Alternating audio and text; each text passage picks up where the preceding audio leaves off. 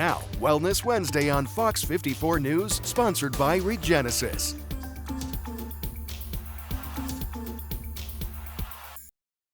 So the ones that we see most commonly, there are several. We tracked 6 specifically. The ones that most people know or have heard of are what people call Rocky Mountain spotted fever. That's the most common tick-borne illness that we see in Alabama. There's also Lyme disease, which isn't as common as it is in the Northeast, but we do have those reported every year.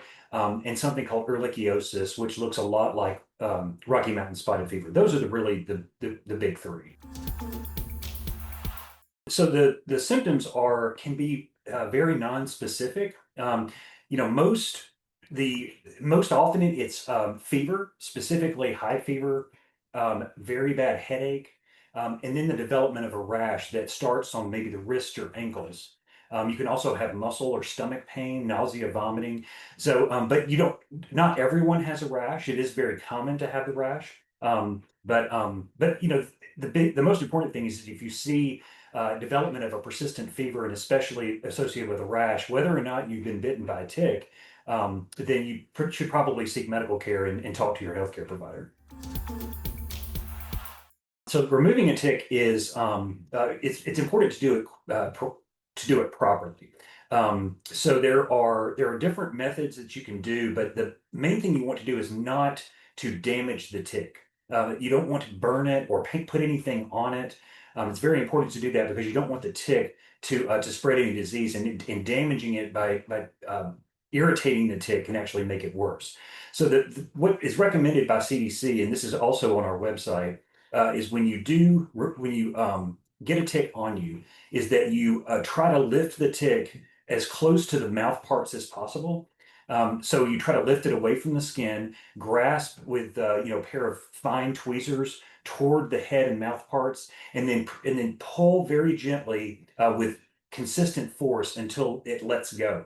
And then once the tick is removed, you want to monitor the site, apply some antibiotic ointment. CDC has a resource called the Tick Bite Bot that you can interact with CDC's computer, and it will tell you what type of tick it might be so that you could better identify it, or you could take it to your healthcare provider's office if you can safely transport it. So what I would say is that if you knew you had a tick exposure, and you pulled a tick off and then you develop symptoms, generally the symptoms show up several days later, so it's not immediate. Or if you have any sort of rash that begins at the site of the tick bite, that would be very important. Like I said, you need to go and talk to a healthcare provider. Say, I was bitten by a tick. I've had these symptoms. I'm worried that I might have a tick illness. If you have symptoms and you didn't know if you were bitten by a tick, but you did have exposures to where ticks live, which are grassy, bushy, or wooded areas, typically in the months of April to September, then you can also go and just say, I don't know if I was bitten by a tick, because ticks can bite and fall off. But bring that up to your healthcare provider so they can test, and then that can be reported to public health, because all these diseases are reportable in Alabama. All right. I just had a question pop in my head. So kind of going back a little bit, I guess. What are some of the most prominent ticks that we see in the state? Because there's not exactly one kind of tick. Yeah, there are several. What I would recommend is that people go to the CDC's website. The CDC's website has information about where ticks live and in what parts of the state. I don't have that information right in front of me in terms of which ticks are most common. But the CDC has a lot of information about, and they'll show you maps of which ticks lie in certain geographic areas. The only other thing I would say is about avoidance and prevention. Prevention is always best.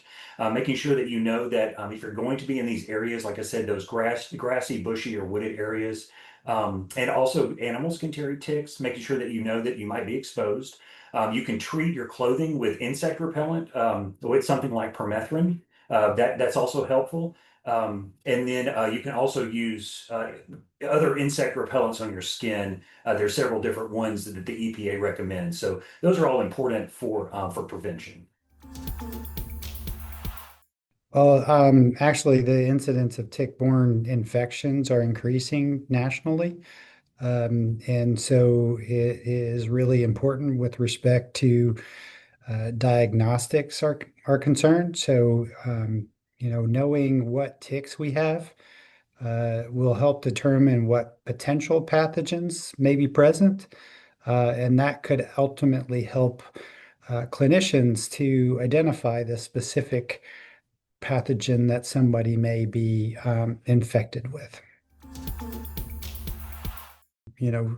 Being ticks, they really are only significantly active at various times of the year in various locations, based off of temperature. In Mobile, we can find ticks year round.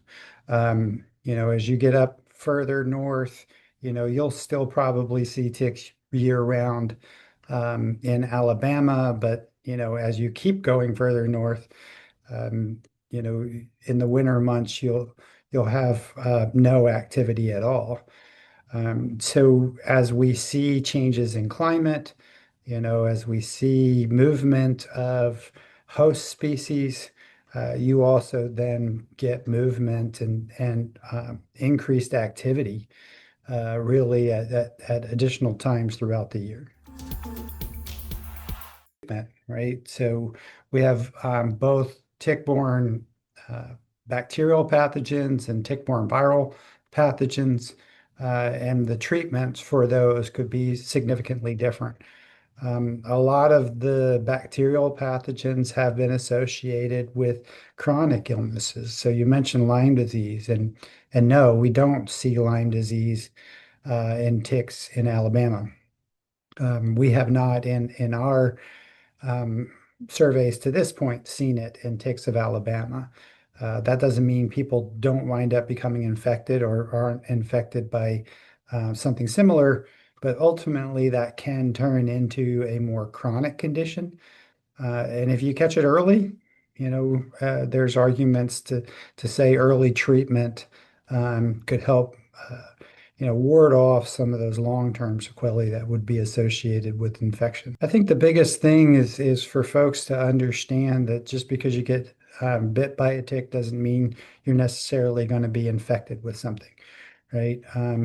Oftentimes you just need to wait to see if symptomology does develop. Sometimes the best course of action is to just go ahead and save that tick. Especially if you pull a tick off of your child or something like that, put it in a little baggie, put it in your freezer. If somebody starts showing signs of an infection, then there's always the possibility of sending the tick off to be evaluated directly. And sometimes it's easier to diagnose from the tick than it is from the human host.